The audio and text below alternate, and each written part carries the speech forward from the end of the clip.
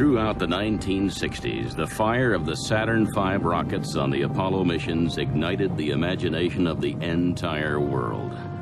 But Apollo is not a story of machines, but of people. The men who went to the moon were test pilots mostly, and some aeronautical engineers. They were ordinary people doing an extraordinary job. But they all shared the sense of adventure and determination to achieve the seemingly impossible, and a willingness to push themselves to the absolute limit, to the very edge of human experience. Much has been said and written about the Apollo astronauts.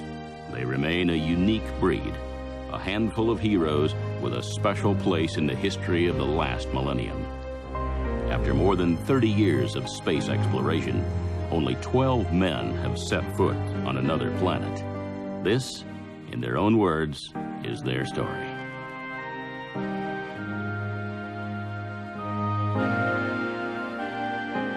We gave a whole generation of young people a dream, something to aspire to, something to work in. They felt this touch of magic that only comes maybe once or twice in your life when you truly are living a dream. Particularly when I look at the moon at night, it just seems like that's so far away. I don't know how anybody could ever get there. I can remember all the things that we did in training and the flight and afterwards. But at the same time, because there's no one going now and there's no spaceships going now, it seems almost a little bit like a dream. It was always real, a tremendous adventure. In fact, I stepped onto that ship. I called my wife, and we got to talk to our families, and I talked to Dottie, and I said, I'm ready to go again. It was a vivid memory from the moment I got back, and still is today. For me, 27 years since I stepped onto the moon. Some people even get mad. What do you mean the moon is the biggest thing in your life, you know? And I said, well, it isn't. They think, well, it should be. I said, why? You know, I mean, because I'm the guy that did this.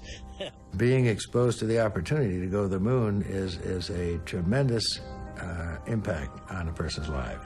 And anyone that says otherwise, I think, is belittling the nature of the experience that we were fortunate enough to participate in. I not only had an opportunity to walk on the moon, I had a chance to command my own flight.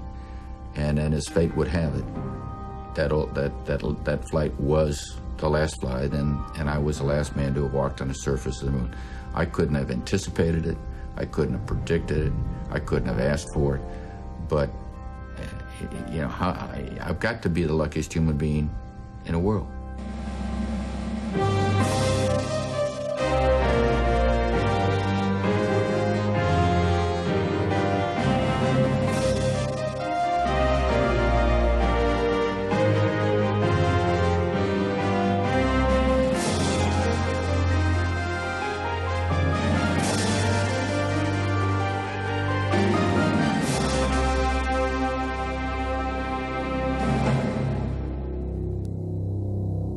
We choose to go to the moon. We choose to go to the moon. We choose to go to the moon in this decade and do the other things, not because they are easy, but because they are hard. In 1962, President John F. Kennedy made one of the boldest political statements of the last century. He was determined to unlock the hidden treasure trove of knowledge to be found on the dusty surface of our nearest planetary neighbor. And so, the space race began, and the Apollo program was born.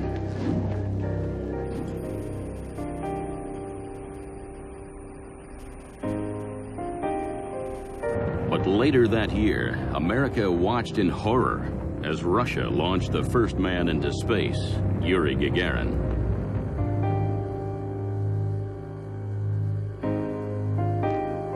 America simply had to be the first to the moon. Success became more important in 1963, when suddenly and tragically, the Apollo program became JFK's legacy. Throughout the 1960s, America committed over $25 billion to the project. More than 400,000 Americans in factories and offices across the country worked tirelessly to create a craft capable of bridging the 250,000-mile void from the Earth to the moon. and succeed they did. On the 20th of July, 1969, the world watched in wonder as Neil Armstrong and Buzz Aldrin became the first human beings to set foot on another planet. That's one small step for man, one giant leap for mankind.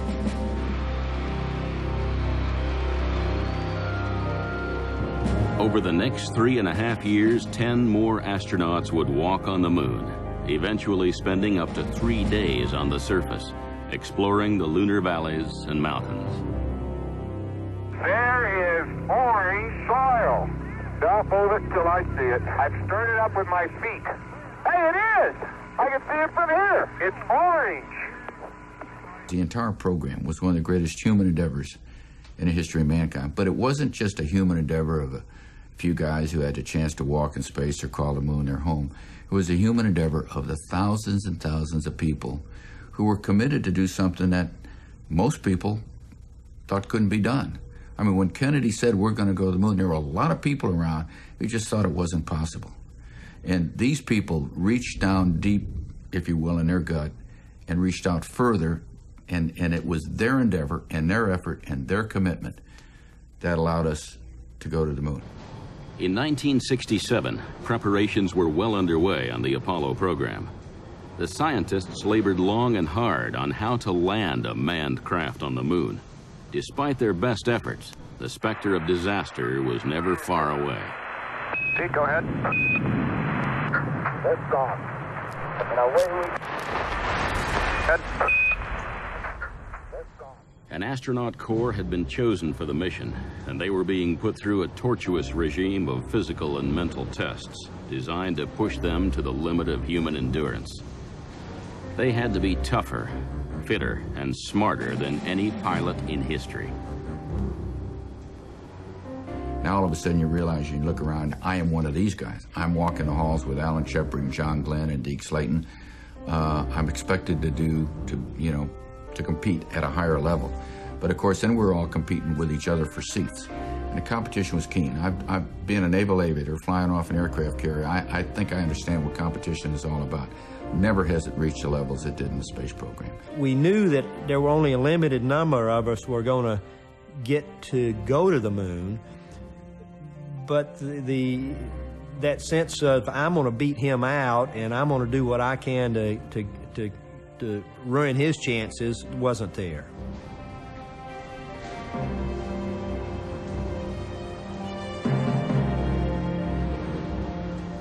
The strange thing about the buildup for me was the fact that there was so much to learn. You had to learn how to fly 2 spaceships, really. I mean, there was so much to learn that I began to say about 6 months prior to flight, I have as much in my head as I can keep. I better not learn things that are not important. I can remember having to go to some event that didn't have anything to do with the mission. I would go and I would say to myself, pay attention enough to be friendly, but don't remember anybody's name. Don't remember their face, because I always felt like if I just learned any of that, which was useless information as far as on the mission, some useful information would pop out the other side. So I'd go to these things and it'd be over, and I'd always congratulate myself when I walked away and say, you know, I don't remember a thing about that. The risks in this business are very high, so you do your job because you love it. Everything we needed to go to the moon with, we had to create. And this absolute joy of creation was just a marvelous thing to behold. Everybody was just trying to do the best job they could. There was so much stuff to work on, you couldn't even know where to begin. When you got a job to do, there was just an infinite number of things problems you had to solve in real time, because the operators were interfacing with the engineers who were building equipment, and sometimes it wasn't very user-friendly, and you had to get in there and make adjustments and stuff like that. And that's a normal part of being a test pilot. That kind of dedication, motivation, and willingness to work together, which came out of Apollo, was extraordinarily important to its success. In fact, it was critical to its success. You could not buy that kind of motivation, that kind of interest and dedication with the salaries that were paid. You just couldn't do it. They were there working their 16-hour days, 8-day weeks, damaging family relationships in too many cases because they believed that this should be done. Early on, we were afraid to divulge any of our inner feelings to each other. We were too macho, this is a business. We're not going to share some of our inner feelings and thoughts. We share them with other people, but we never really shared them with each other. Occasionally you feel excitement and anticipation and exhilaration, but I wouldn't ever classify anything I felt as fear. I have a feeling, and all the, I think, crews felt this way, that if something happened, we'd take care of it, we'd work it out. And that was just the kind of confidence that we went into these missions with.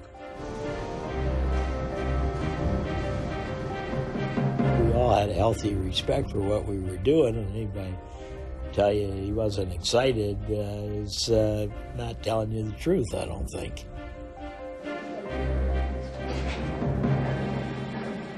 After years of research, development, testing, and training, the Apollo missions were finally ready to blast off from Cape Canaveral. 300,000 gallons of rocket fuel would propel these aerial leviathans from the swamps of Florida into the dark void of space. Strapped to the top of these, the astronauts viewed each launch with a healthy mix of fear, awe, and anticipation.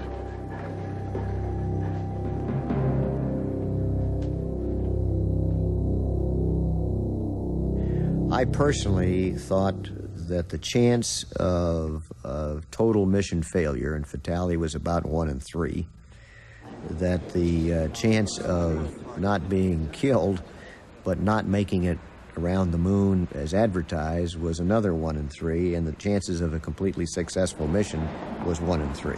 And those were, I thought, pretty good odds, given the importance of it, and I was willing to risk my life. My wife, in my view, actually took the biggest risk because we couldn't get life insurance, and she had 5 kids, and here was Dad shooting off to the moon on a rocket, maybe or maybe not coming back. My gut feeling was that we had a 90% chance of, or better, of getting back safely and a 50% chance of making a successful landing. When we got out of the van that took us out there, we were parked at the base of the launch pad, and I looked up, and there's this, monstrous Saturn vehicle just towering above us, and it looks alive. And the thought occurred to me, I'm riding that thing in about an hour or two. We took the elevator up, and I remember walking across the catwalk and just impressed with the excitement, the adrenaline that was flowing, and with the anticipation of today's the day. Just walking out on the big arm, looking down 365 feet at this big beast of a rocket down there giving off vapors convinced me that it was a serious event. Every machine is an extension of a human being, and we know human beings make mistakes. Yet people were careful so that their mistakes were minimized, and that's what we went with, and it was good enough.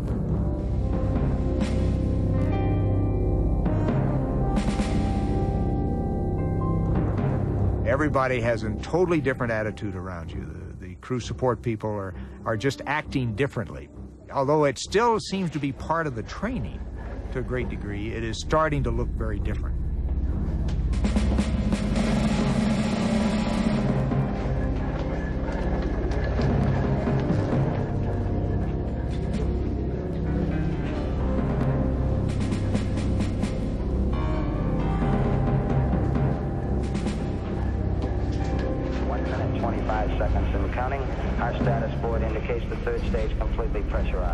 The atmosphere in mission control is basically a controlled fury.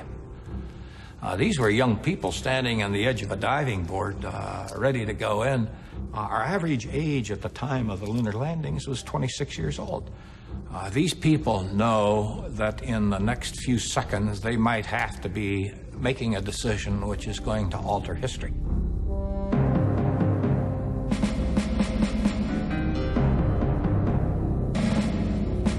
I was at peace with myself and the situation. Actually, I fell asleep briefly prior to the launch. I remember being waked up, Alan Shepard say, "Hey guys, let's go. Wake up, Mitch." And so we're pretty relaxed. We were tired, but we were relaxed and ready to go. T-minus 25 seconds. 20 seconds and counting. You start to hear noises in the launch vehicle that you've never heard before, particularly as you approach 30 seconds before launch. This huge Saturn V rocket starts to come alive, almost like an animal. Ignition sequence start. Launch command go.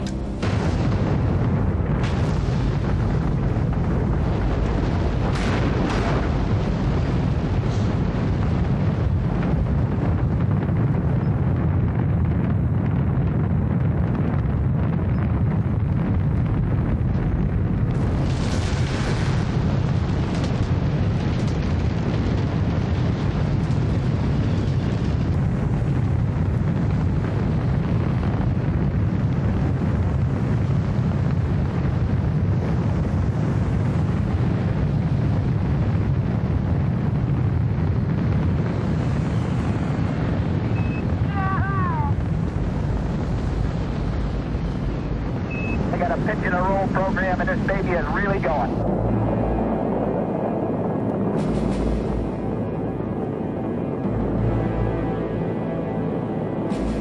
My heartbeat got up to 144 per minute. I found out later at liftoff, and so you could tell I was pumped. I was ready. I was really excited. It was surprisingly violent. It was like literally being heaved about like a rat in the jaws of a giant terrier.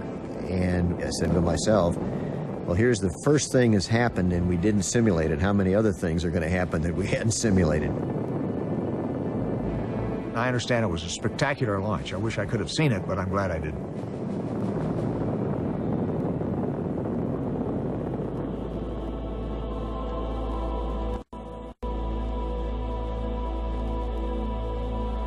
Houston, thrusters go. All engines, you're looking good. Hi, Roger, you're loud and clear.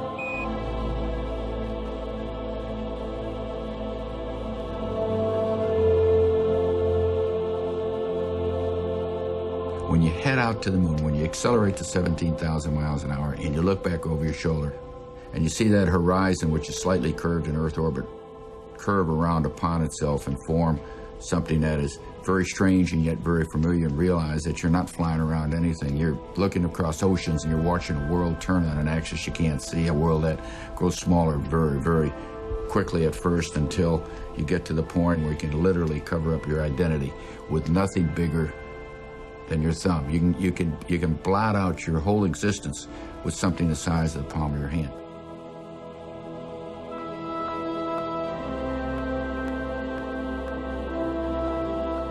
It certainly was overwhelming to me. It was awesomely beautiful, breathtakingly beautiful.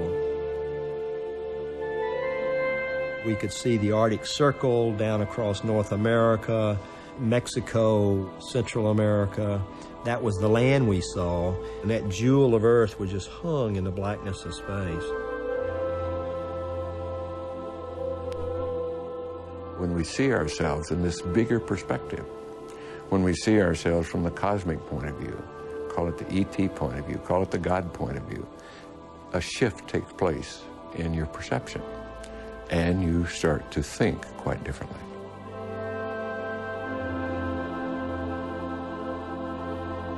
Maybe it was when I saw the Earth squeeze down for the first time, and I had this horrible feeling in the pit of my stomach that I felt like I had an erasable memory. If I looked and saw one more exciting thing, the only way I could know about it was to erase a previous memory. For the next few days, I lived in fear that I wouldn't remember all of these neat things I saw. Booster reports the thrust looks good on the S4B. This burn was initiated at an altitude of about 97 nautical miles above Earth. When finished, the spacecraft will be at about 150 miles above Earth and on its way to the moon, some 213,000 nautical miles away. I set time aside, even put it in my flight plan, to look out the window and be aware I didn't see any difference. I didn't feel anything on the lunar mission that was different from flying in an airplane or going out camping. This transmission is coming to you approximately halfway between the moon and the Earth. We've been 31 hours, about 20 minutes into flight. We have about less than 40 hours left to go to the moon. The horizon and the lighting conditions and the scene out the window, it was remarkable, but we knew we were there in an unusual place. America, Houston, this is America. You can breathe easier. America has arrived on station for the challenge ahead. This is Apollo Control, 89 hours, 15 minutes ground elapsed time on the start of the first lunar orbit. Okay, I got the landing site. We're right over the top of it. And the scarp is fantastically detailed. Can you see in there, Gene? By now, this is the first time that the moon is looking big. And it was this unbelievable sight of all these craters. We all look at it and say, gee, look at that, wow. Because it looked like flying over snow-covered terrain where you could see the features, but with the soft toning of the snow taking out the sharp lines. You could fly around the moon and you look down at it, you can count its craters, you can do these things, you can ooh and ah over this, but you're gonna always stop and take one quick look because you never get tired of seeing the Earth pop up over the surface of the moon. Everything about leaving the Earth makes you appreciate what's there. The Earth is a very unusual place. Landing a craft on the moon was the most critical and dangerous part of all the Apollo missions. With limited computer guidance, and with only a fraction of the Earth's gravity, the lunar module pilot had to maneuver the craft onto the moon's surface.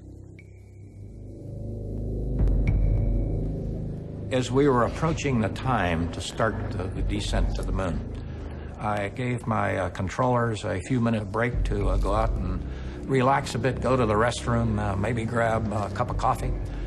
And then when they came back into the control room, you lock the doors. And when you lock these doors, there are only three outcomes that day. You're either going to land in the moon, you're going to crash, or you're going to abort the mission. Those were the only three outcomes available to myself and a very young team I had.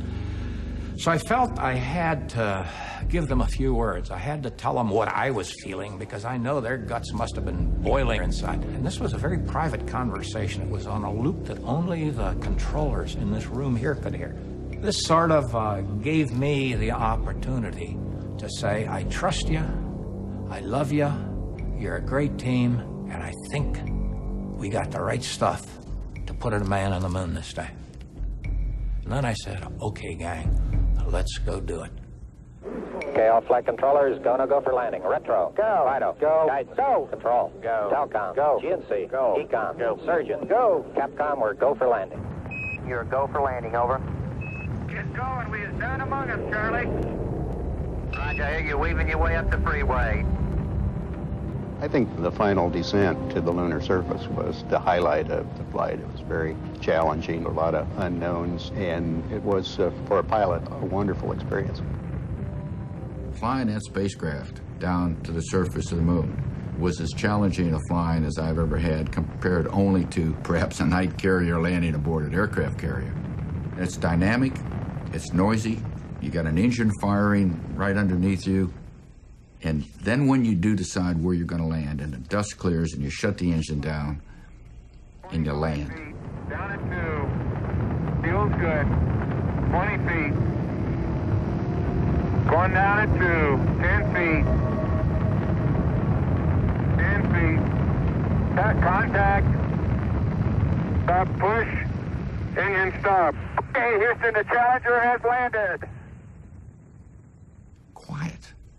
After all this dynamics, all this excitement, all these vibrations, all these things happen, you shut down and plunk on the surface, and that is the definition of silence.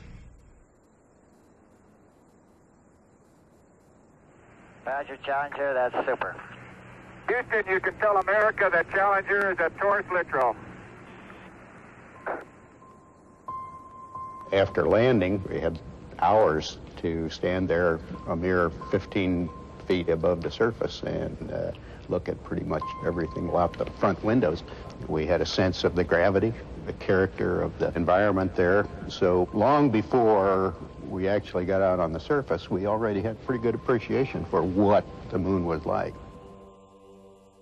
It's pristine, it's unspoiled, it's sort of deserty looking, but it's beautiful. Some rocks are black and some are white, but generally just shades of gray, and you could look out across the clear horizon up into space to the blackness of space.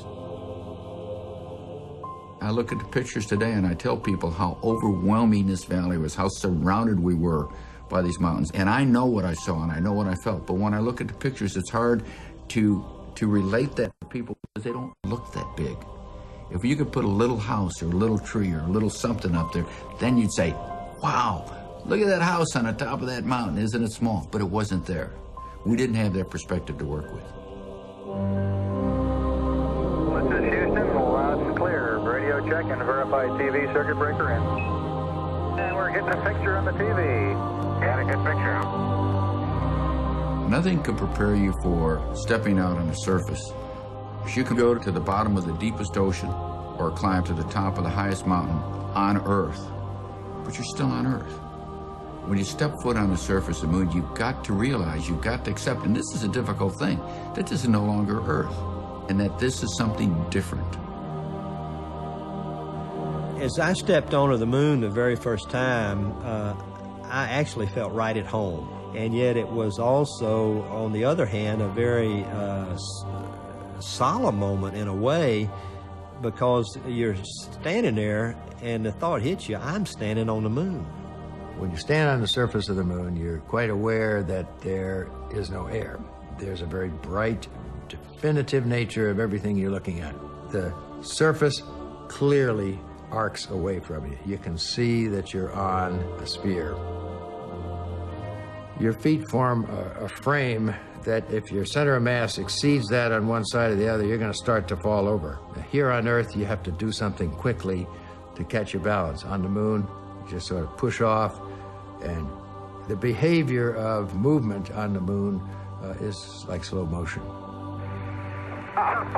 Holy smoly! Why are we on a slope? You okay? Man, that's rough country in there, isn't it?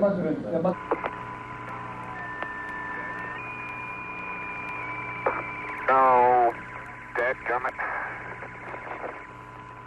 Come on.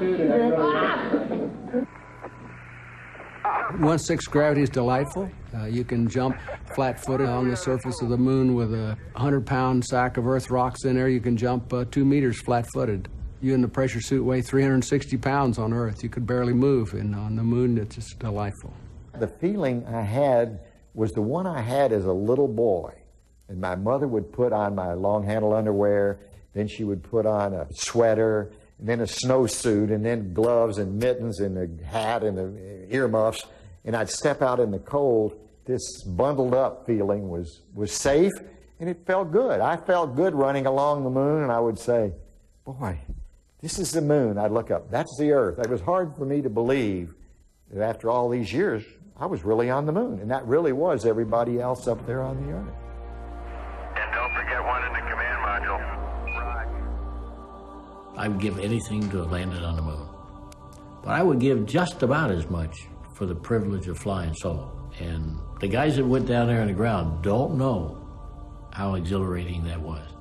You know, being by yourself in a quiet little spacecraft. I had a tape recorder that I was playing music, and I'd sit there in the dark and listen to that and see this unbelievable sight while you're floating. There just are no words to describe that feeling. It was exactly like I'd been there forever.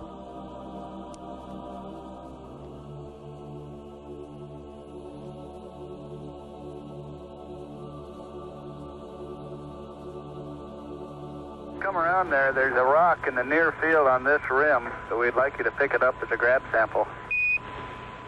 I was strolling on the moon one day in the merry, merry month of December. Now, May, when the much to my surprise, a pair of bunny eyes.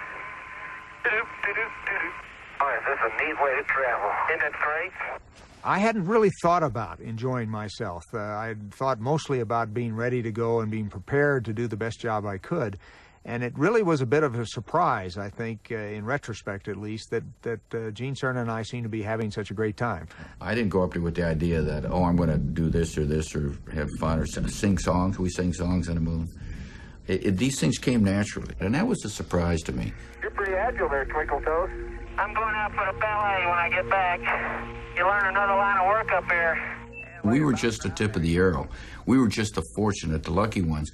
We were sort of we were the messenger, if you will, of civilization as we spread our wings and flew out to somewhere else out in this universe. On the 14th of December, 1972, after 3 days and nights on the surface, Gene Cernan prepared to board the lunar module for the last time. He was the last man to walk on the moon. To commemorate what the real meaning of Apollo is, we'd like to uncover a plaque that has been on the leg of our spacecraft that we have climbed down many times over the last 3 days. And I'll read what that plaque says to you. Here man completed his first exploration of the moon, December 1972 AD. May the spirit of peace in which we came be reflected in the lives of all mankind.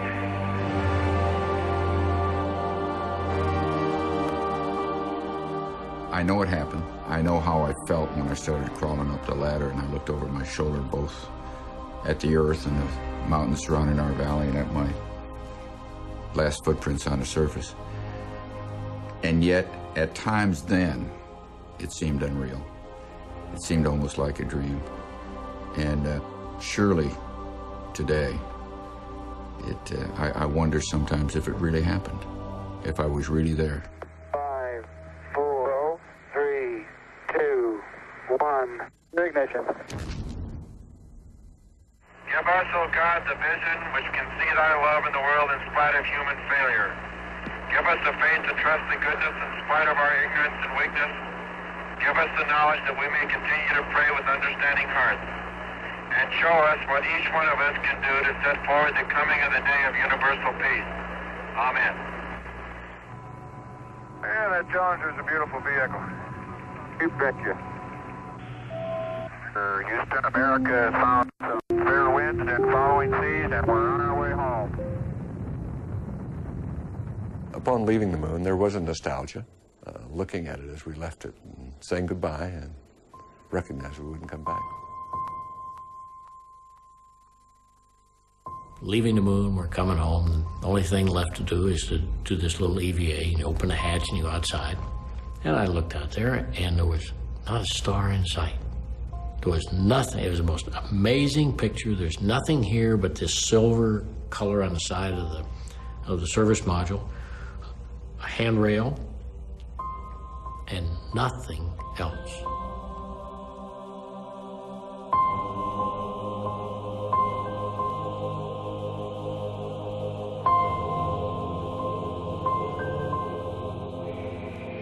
Hello, Mom. We see you, Ron. Looking great. Okay. Hey, John. How you doing? Hi, Jamie. The significance of what we've done in this past generation, I don't believe will be appreciated for many, many years to come.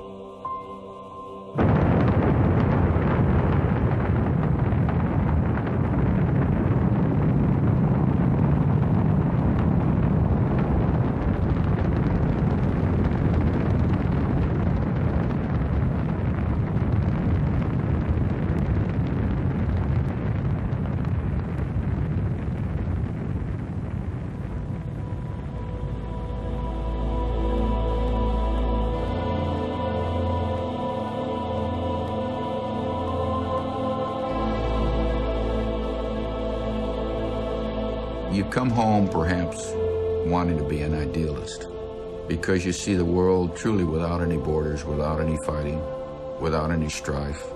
You see no religious or cultural or color differences or borders. All you see is the borders that nature and God laid out there for us, the borders of the oceans and the continents and the rivers and this kind of thing. And you realize you truly are an idealist, and you can't change the world overnight.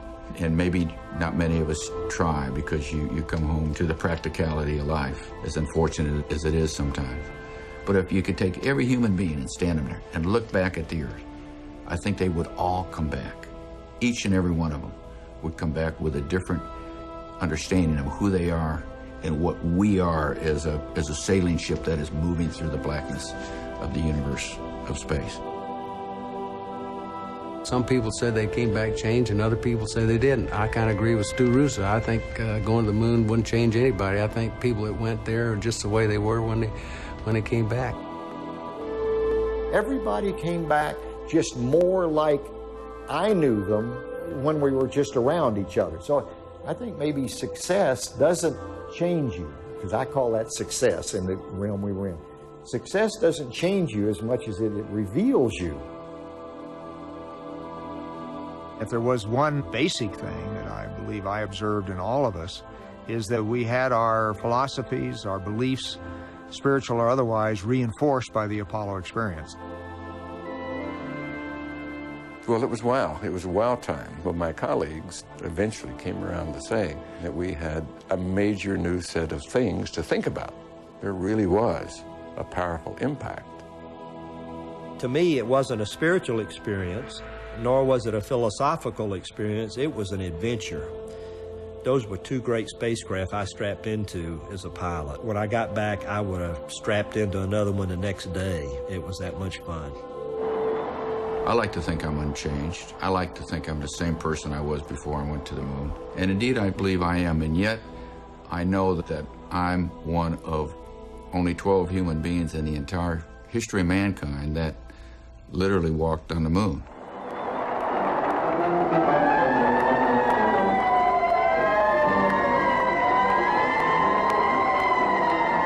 Here you've been focused on this tremendous objective. You know, I'm going to go to the moon, and now finally you're there and it's over. And you're not going to do it again, you know that. And then you think about all the things, and like Al said, is that all there is?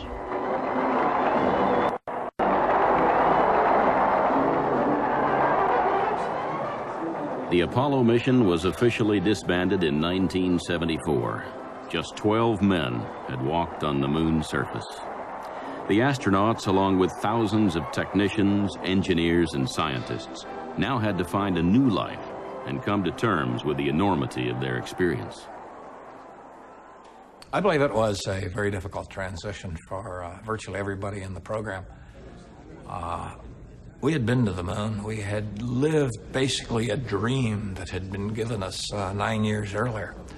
Many of these young people, this was the first time that they had to make a conscious choice. Do I continue working in space, or am I going to do something else? What do you do after you've been to the moon? Some of the young people found the answer and they went on. Other ones didn't find the answer. They left the space program, and I think many years later they look back and feel they made the wrong decision.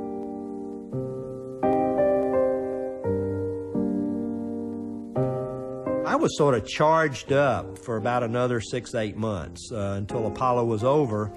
And then the thought occurred to me, it's over. I'm 37 years old now. What am I going to do with the rest of my life? You can't go through life living in yesterday. Life is today and tomorrow. And one, seems to me, one has to appreciate the things that have happened. But you can't live there. The mountain we climbed was pretty steep, pretty tall, and it's tough to find another one. I finally had to admit that I searched for a long time, until perhaps just recently when I accepted the fact that, no, I'm not going to go back to the moon. And yeah, getting up in the morning is a challenge, and I like business challenges. I still fly airplanes, and that's always a challenge. I mean, none of them can compare to going to the moon, but I now find myself satisfied with them. I couldn't have said that 20 years ago. Although most are now retired, the Apollo astronauts enjoyed great success once they left the space program. Bill Anders worked in Nixon's White House in various government jobs before chairing General Dynamics. Gene Cernan, too, became a successful businessman and is now president of his own aerospace company. Charlie Duke became an active speaker and now tours the world as a devout Christian minister. Edgar Mitchell continued his scientific studies into space, human consciousness, and extraterrestrial intelligence. Ken Mattingly went back into the aerospace industry and now develops rocket engines and thrust technology. The Apollo mission controller Gene Kranz continued at NASA for many years, becoming deputy director of flight operations. He finally retired in 1994 after 37 years of service. And Neil Armstrong, the most famous of all the Apollo astronauts, is chairman of his own defense electronics firm and now travels the world lecturing. The important achievement of Apollo was a demonstration that humanity is not forever chained to this planet, and our visions go rather further than that, and our opportunities are unlimited. Kids, I find, are pretty enthusiastic about what we did.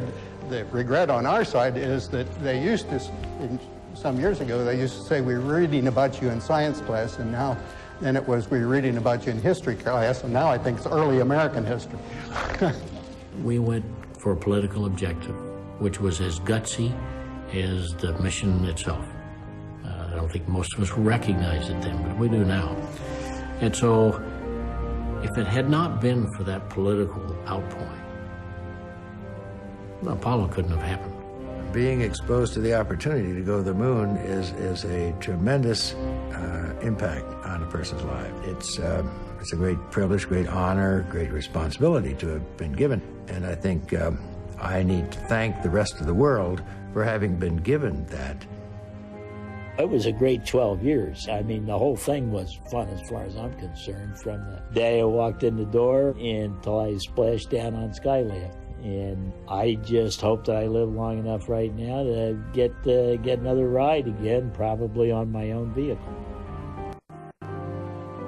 I always look for the place we land, even though we can't see the crater from Earth, even with the best telescopes. I'll think about the surveyor sitting there, and I'll think about my little astronaut pin that I threw in the crater still being there, and maybe someday somebody will go up there and bring it back home, some tourist. But those are the sort of things that run through my mind. I think we did a pretty fair job at it. Yeah, I think considering what the training was and what we knew and what we didn't know, considering the risk that the lunar missions involved, I think we did a heck of a job. The total program was really well done. Humbled to have been a part of that, yeah. To have thought I was in the right place at the right time.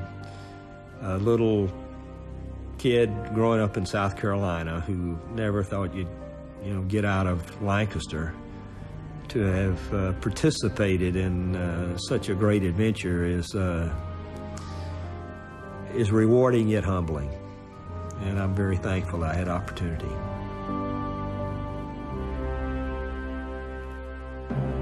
The Apollo missions were said to be the greatest technological achievements of mankind.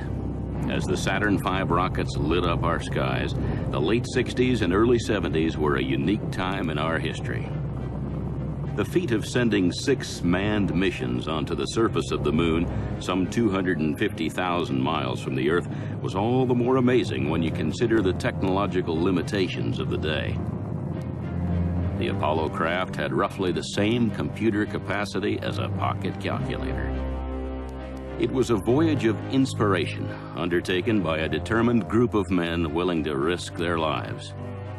And yet, over 30 years on, instead of the moon being a gateway to our future, we've let it become a brief chapter in our history. It's left to a future generation to return, to pick up where Apollo left off. We will return to the moon. We'll travel to Mars and to the farthest reaches of the galaxy. But we'll never forget the Apollo astronauts. They touched the face of another world and made us a people without limits. We'd like to share a piece of this rock with so many of the countries throughout the world. We hope that this will be a symbol of what our feelings are what the feelings of the Apollo program are, and a symbol of mankind that we can live in peace and harmony in the future.